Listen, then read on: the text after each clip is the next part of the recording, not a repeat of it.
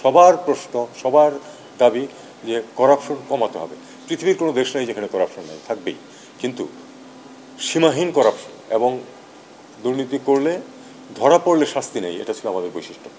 যারা চেয়েছিলেন, বিশেষত গুরুত্বপূর্ণ দেশের যেসব রাষ্ট্রদূত বা দুজন সিরিয়ার সাথেও কথা হয়েছে, ব্রডলি আমরা আমাদের ব্যাকগ্রাউন্ড বলেছি যে কেন এই সরকার এসেছে। এটা তো গত 2-3 দিন যেমন আমরা এক্সপ্লেন করছি সবার কাছে, তবু রিপিট করেছি কেন এই সরকার এখানে আছে এবং সরকারের সামনের রোড ম্যাপ কী। এটাও দুই একজন জানতে, সবাই জানতে চান না, কিন্তু দুই একজন জানতে চেয়েছেন যে আসলে কতদিনের জন্য এই সরকার। আমরা খুব স্পষ্টভাবে বলেছি যেটা, সেটা হলো যে আমরা জানি না আজকে যে আসলে কতদিন লাগবে, কিন্তু একটা একটা লক্ষ্য আমাদেরকে দেওয়া হয়েছে, দিয়েছে যারা এই বিপ্লব সাধন করেছে তারা, যে তারা কি চায় আমাদেরকে, তারা সেই লক্ষ্যটা দিয়েছে। কারণ এটা শুধু ছাত্র না, কিন্তু জনসাধারণের ব্যাপক অংশগ্রহণ ছিল এটাতে, এবং একটা কমন একটা অবস্থান কিন্তু বেরিয়ে এসেছে যে তারা কি চায়।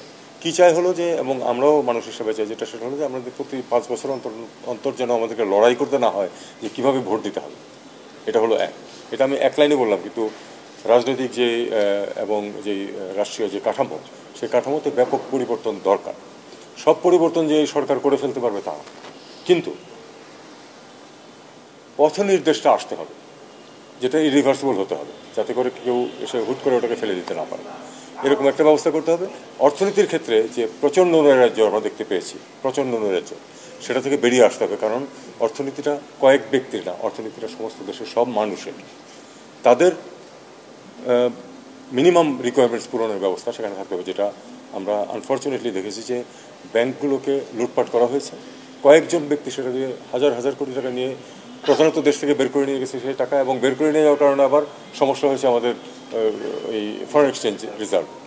তো এই ধরনের অরাজকতা যেন না আসতে পারে সেই জন্য ব্যবস্থা রাখতে হবে, এবং সবার প্রশ্ন, সবার দাবি যে করাপশন কমাতে হবে।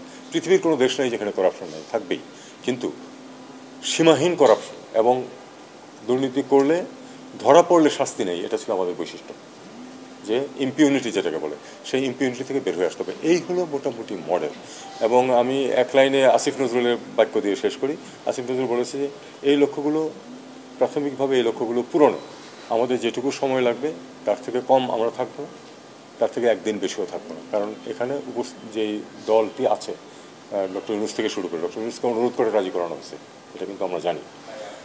তাদের কারো রাজনৈতিক অ্যাম্বিশন নেই, এবং কেউই কিন্তু বেনিফিট নেওয়ার জন্য আসেননি।